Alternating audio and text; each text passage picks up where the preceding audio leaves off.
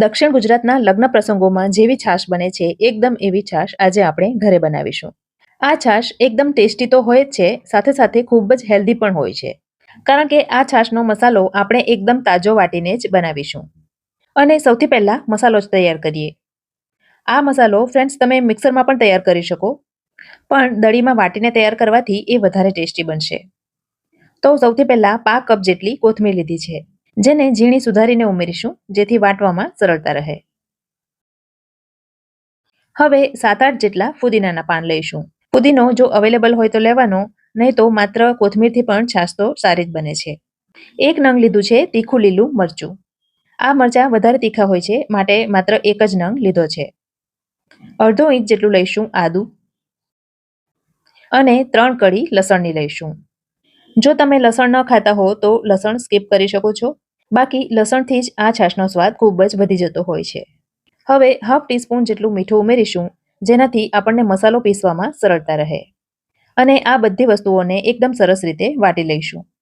જો તમે મિક્સરમાં પીસવાના હો તો અધકચરું પીસવાનું. હવે 1 ટીસ્પૂન જેટલું આખું જીરું ઉમેરીશું.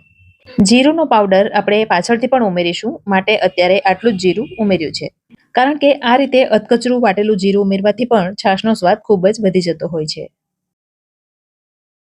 તો આ છાશનો સ્પેશિયલ મસાલો તૈયાર થઈ ગયો છે. હવે છાશ બનાવવા માટે અહીં મેં આ પ્રકારની પવાલી લીધી છે. તમે તપેલીમાં પણ છાશ બનાવી શકો છો. હવે એમાં અડધો કપ તાજું દહીં લઈશું. દહીં ન વધારે પડતું ખાટું કે ન વધારે પડતું મોળું હોય એ પ્રકારનું લેવાનું.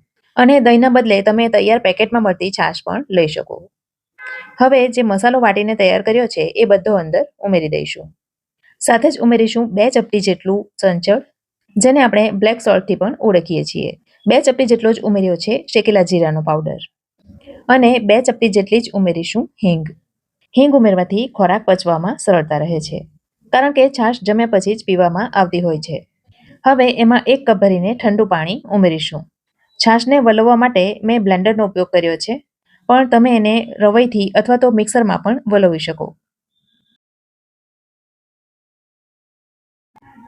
1 કપ જેટલું પાણી ફરીથી ઉમેરીશું અને ચમચી વડે હલાવી બધું બરાબર રીતે મિક્સ કરી લઈશું. આ છાશ એકદમ સ્ટ્રોંગ હોય છે, માટે જ થોડી પાતળી રાખવામાં આવે છે. હવે એને ઢાંકીને અડધા કલાક માટે મેરિનેટ થવા માટે મૂકી દઈશું, જેથી મસાલાની બધી ફ્લેવર છાશમાં સરસ રીતે બેસી જાય. અહીં ગામડાઓમાં એને છાશ આથવી એવું કહેવામાં આવે છે. અને જો તમારે ઠંડી છાશ પીવી હોય તો ફ્રીજમાં મૂકી દેવાની. અને હવે અડધા કલાક પછી આ છાશ પીવા માટે એકદમ તૈયાર છે. રેસીપી ગમી હોય તો વિડીયોને લાઇક કરજો અને તમારા સર્કલમાં શેર કરજો. ફરી મળીશું આવી જ એક નવી રેસીપી સાથે. ત્યાં સુધી મને રજા આપો.